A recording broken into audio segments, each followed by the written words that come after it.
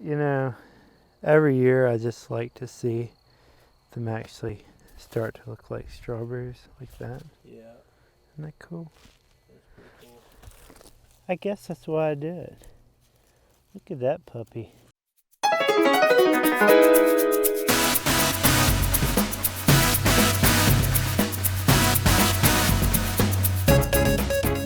So a PSA bulletin for everyone. We're on pace to pick strawberries about 3 weeks earlier than we did last year. So that's going to put us maybe April 20 to 25. This is earlier than most years, so get your buckets ready and get your fingers ready and start doing whatever you need to do to get excited about eating strawberries because they're coming. And the way the crop looks, we're going to need an army of people in here to pick these things. There are a lot of blooms. The plants look really good, and we'd be happy to see you out here and help us with our strawberry problem.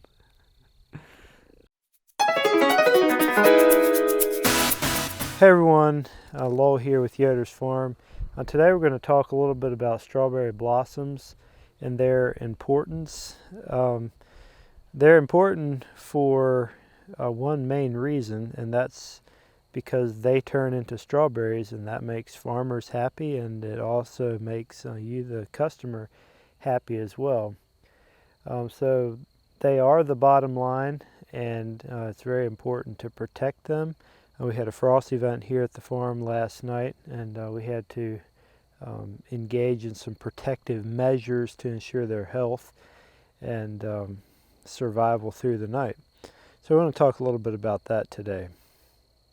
So strawberry blossoms are very sensitive to frost, and even a light frost laying on them will kill them very quickly. So there are a couple different ways to go about protecting them. Some people overhead irrigate, and like on a night like last night, they'll crank up when you get to a certain temperature, actually with sprinklers, and if you keep water freezing over your strawberry plants, it keeps the temperature up above the critical level, and you can keep your blooms healthy that way. Here we're a little limited with water, so we actually pull a row cover over all the berries.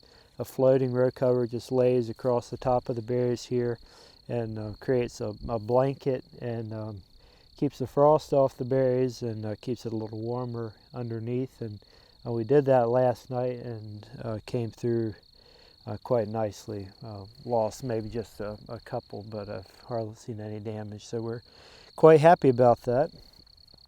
So there are some advantages to frost protecting the way we do. One is we're not throwing a bunch of excess water into our fields, so it helps. We can work the land quicker and don't have to worry about it being as muddy.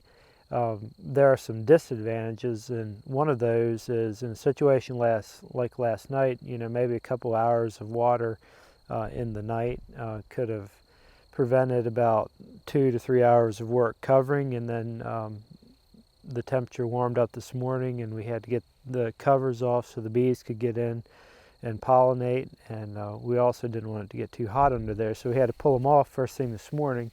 So that was another several hours of work. So it's very labor intensive.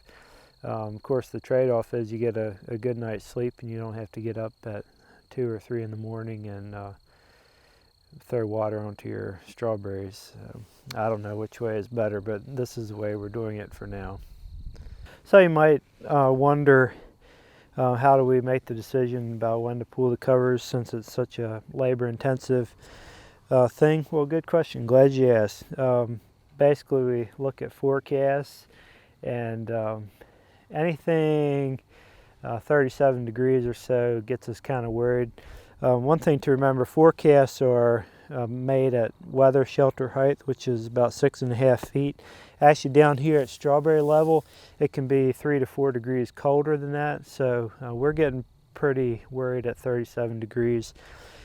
So we watch a couple websites with forecasts. I actually have a farm-specific forecast I get. There's a retired strawberry guy out of North Carolina who puts together an advisory, Dr. Barkley Polling, and we watch that. And then sometimes at the end of the day, it's just a gut decision, and I try to be working on that and just make a good, just go with my gut usually. And then sometimes I ask my wife, and she says if there's any questions, just go ahead and row cover. So that's pretty much how we do it. Some nights when the temperature is, forecast to be 38, 39, and we haven't pulled the row covers, I lose a lot of sleep because I sleep with a thermometer right beside my bed, and I watch the temperature and wake up every little while and watch it spiral down. I worry. So usually I sleep better the nights we just go and pull the covers, like last night.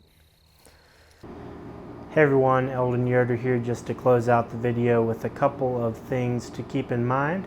The first is that although we've been talking about strawberries quite a bit over the last couple of weeks, and we will be in the coming weeks as we get closer to strawberry season, we do have a fair amount of other things available right now. The main thing being tomatoes in our greenhouses. You can stop by the storeroom while we're open Tuesday through Friday. Hours are 10 to 5:30, and Saturdays are 10 to 2 p.m. at the farm store here. You can get some jams and jellies as well as vine-ripened tomatoes. Also want to mention that you can head over to our website, yodersfarm.com, and you can always find the most up-to-date information there, as well as Facebook if you want to follow us there, or Instagram if you're into those kinds of social medias. Feel free to look up Yoder's Farm on Instagram. And that is it for this week. I hope you enjoyed this video. Thank you for watching, and we will see you again next week.